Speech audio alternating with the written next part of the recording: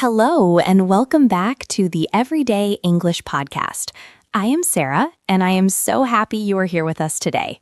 If you are listening to this, you are probably someone who uses English in your daily life, maybe at work, or perhaps you are preparing for a big career move. You have studied the vocabulary, you know the grammar rules, you can write a good email, but there is still one thing that might be holding you back, and it is something that many high-level learners do not even realize they are doing. Hi everyone, I am Mark, and Sarah is right. Today we are talking about a hidden trap in business English. It's a trap that even advanced speakers fall into. It is the trap of sounding rude when you are actually trying to be polite. Exactly, Mark. Have you ever been in a situation where you asked for something in English? You used perfect grammar. You said please, but the other person looked offended? Or maybe your boss told you that you need to work on your soft skills. It happens all the time. I remember a student of mine, a brilliant engineer. He was translating directly from his native language. In his language, being direct was a sign of respect. It showed you were efficient. So he would go into a meeting and say, "I want the report by Friday." Or he would say, "Send me the file." To him, that was normal professional speech, but to his American colleagues, he sounded like a dictator. That is exactly what we are fixing today. We are going to stop saying "I want," and we are going to stop using direct commands. We are going to give you a toolkit of softeners. These are the specific words, phrases, and grammar structures that native speakers use to sound diplomatic, professional, and polite. By the end of this episode, you will know exactly how to ask for what you need without making enemies.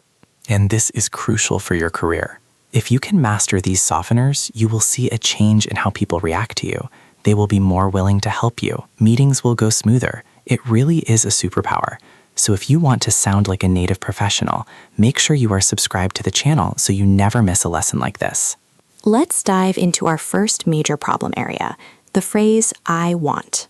The I want trap. This is so common. You walk into a coffee shop and say, "I want a coffee."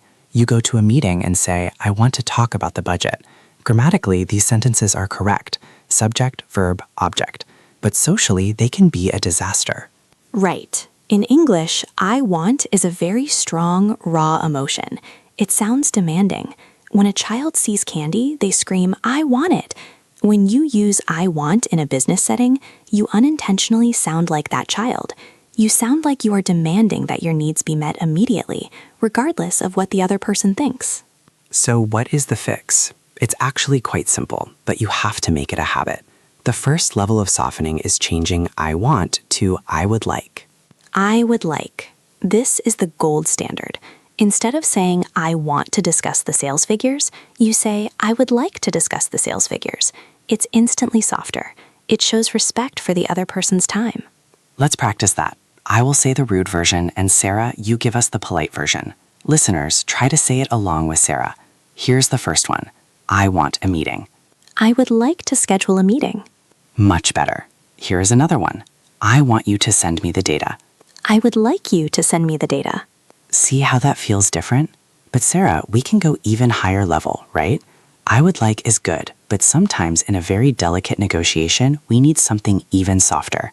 Yes, if you want to sound incredibly professional, you can use the phrase "I was hoping to." I was hoping to. That's interesting grammar. It's the past continuous tense, was hoping. Why are we using the past tense for something we want right now? That is a great question. In English politeness strategies, stepping back into the past makes a request feel less direct. It creates a little distance. It implies, "I had this hope, but if you say no, that's okay too." It takes the pressure off the other person. So instead of "I want a refund," you say, "I was hoping to get a refund." That is really advanced nuance. It sounds very gentle. "I was hoping to discuss my salary."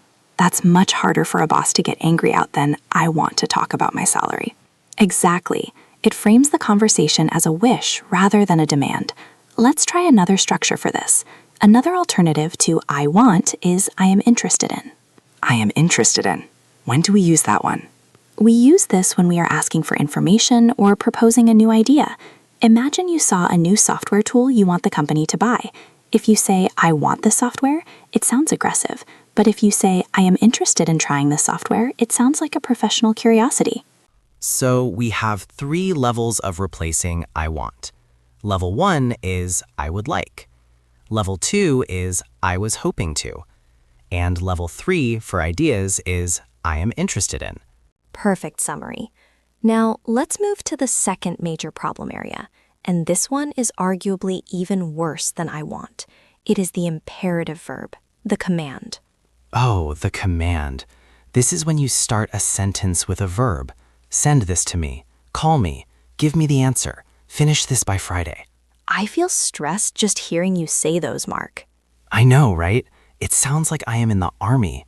But again, this is usually just a translation error. In many languages, starting with the verb is perfectly polite if your tone is nice.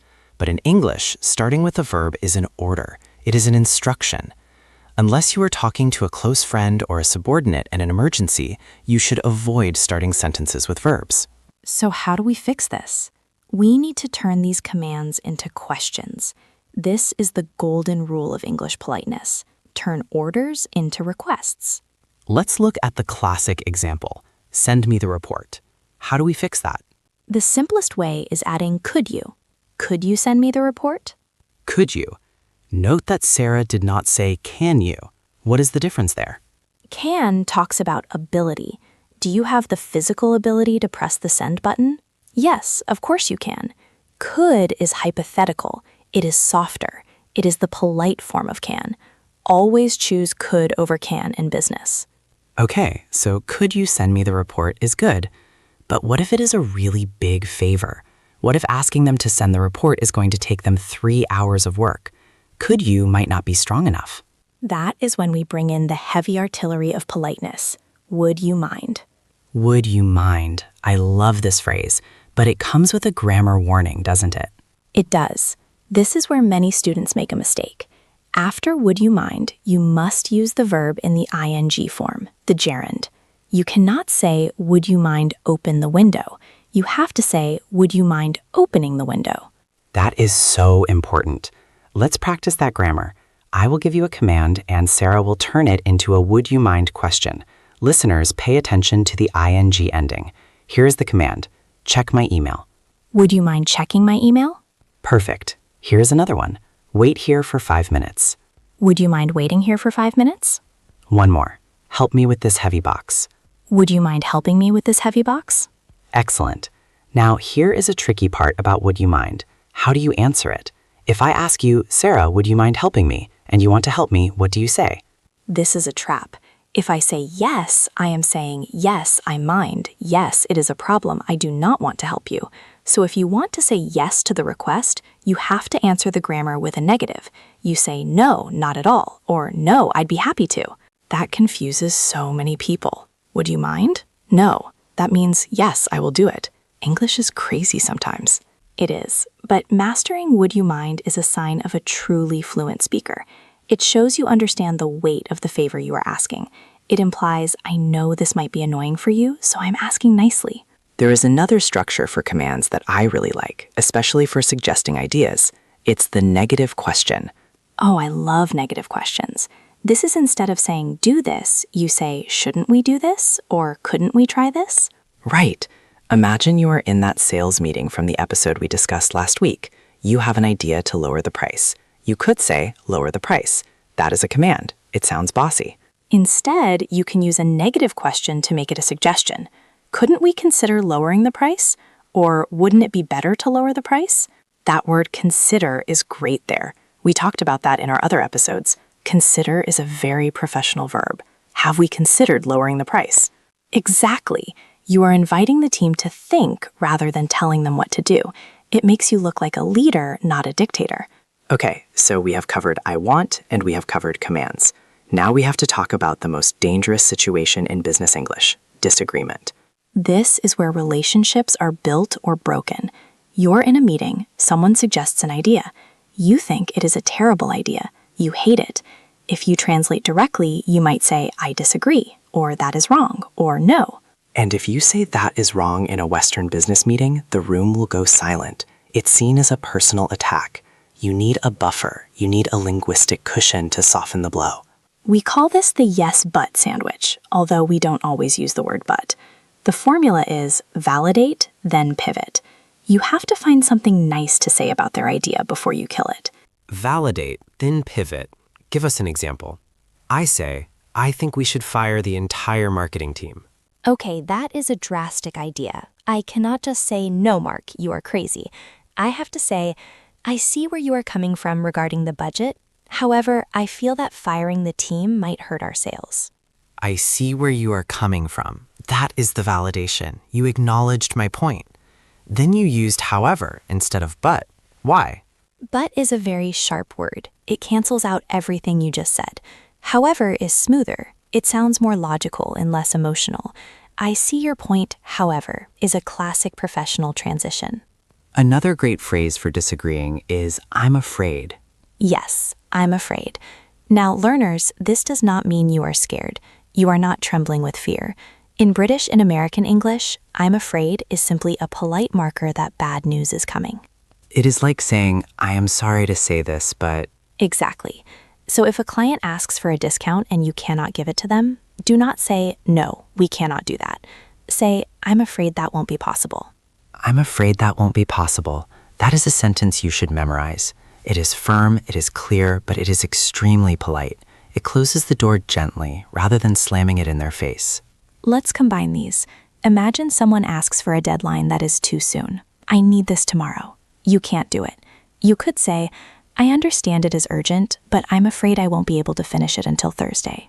That is perfect. You validated, I understand it is urgent, and then you delivered the bad news with a softener, I'm afraid. We have covered a lot of theory. I think it's time to put this into practice. We are going to do a listening challenge. Great idea. We are going to act out a short scene, a role play. Sarah will play a boss, and I will play an employee asking for a vacation. We are going to do this scene twice. The first time, Mark is going to be the direct translator. He is going to make all the mistakes we just talked about. He will be grammatically correct, but socially rude. And then we will do it a second time where I use the softeners. I want you to listen to the difference in how the conversation feels. Listen to Sarah's reaction in both versions. Are you ready? Here is scene 1, the rude version. Role play voice. Sarah, I want to talk to you. Oh, okay, Mark, what is it? I want a vacation next week. Approve my leave request. Next week? That is very short notice, Mark. We are busy. I bought the tickets. I need the days off. I disagree. You cannot just leave. No. Give me the days off. It is important. Cut. Okay, wow. Mark, I felt my blood pressure rising just listening to that. It felt horrible to say. Approve my leave request. Give me the days off. I sounded entitled. And notice, because I was rude, you became rude. You said no. You pushed back. Exactly. Rudeness creates rudeness. Now, let's try scene 2. Mark is going to use the softeners. Listen for I was hoping, would you mind, and I understand. Okay, here is scene 2, the polite version. Sarah, do you have a moment? I was hoping to discuss my schedule for next week. Sure, Mark. What's up? I know it is a busy time for the team right now, but I have a family event coming up. Would you mind if I took a few days off next week? Next week is tough, Mark. We have that big deadline. I see your point regarding the deadline. However, I have already finished the main report. Could we consider me working remotely for one day and taking the other 2 off? If the report is done, I think we can make that work. And scene. Huge difference, right? Night and day. In the second version, you started with, I was hoping to discuss. That immediately lowered my defenses. Then you used, would you mind? And when I pushed back, you used the validation technique. I see your point regarding the deadline. And because I was polite, you were willing to negotiate. You said, I think we can make that work. This is the power of soft skills. It actually gets you what you want. The rude Mark got a no. The polite Mark got a yes. It is important to note the grammar in that last part too. You said, could we consider me working remotely? You used the could we suggestion instead of saying, let me work remotely. Precisely. So let's recap the toolkit we've built today. First, we are banning I want. Instead, we are using I would like, I was hoping to, or I am interested in. Second, we are stopping the commands. No more starting sentences with verbs. We are turning them into questions using could you and the very powerful would you mind plus the ing verb. And third, when we disagree or give bad news, we are using buffers. I see your point, however, and I'm afraid that won't be possible. If you take nothing else from this episode, remember this. In English business culture, clarity is important, but relationships are more important. Being efficient with your words often comes across as being cold. It is worth spending the extra 2 seconds to add a could you or I was hoping. Now, we have a little homework for you. We want you to open your sent folder in your email. Look at the last 3 emails you sent to a colleague or a client. Read them out loud. Do you see any I want sentences? Do you see any commands starting with a verb? If you find one, rewrite it. Take a piece of paper and rewrite that sentence using one of the structures we taught you today. Practice makes permanent. You have to train your brain to reach for the polite phrase automatically. And if you are enjoying this deep dive into real-life English, please make sure you subscribe to the Everyday English podcast. We release episodes that help you not just learn English, but live in English. Whether it is handling a difficult boss, making small talk at a party, or understanding a fast-paced movie, we have got you covered. Speaking of small talk, that is often the next hurdle. Once you know how to be polite in the meeting, what do you do in those 5 minutes before the meeting starts? You know, when you and the boss are just staring at each other on the screen. That silence can be so awkward. We call that the first 5 minutes problem. It is, and you cannot just say, I want to talk about the weather. You need a strategy for that too. We are working on a video about exactly that, how to master the small talk before business starts, so stay tuned for that. Thank you so much for listening today. We know that changing your speaking habits is hard. It feels strange to use so many words when in your native language you might use only a few. But trust us, these extra words are the grease that makes the wheels of business turn smoothly. Don't be afraid to sound too polite. In a second language, it is almost impossible to be too polite. It is much safer to be overly formal than accidentally rude. That is great advice. Go out there, practice your would you minds and your I was hopings, and see how people respond. You have got this. Thanks for listening, everyone. See you in the next episode. Bye for now.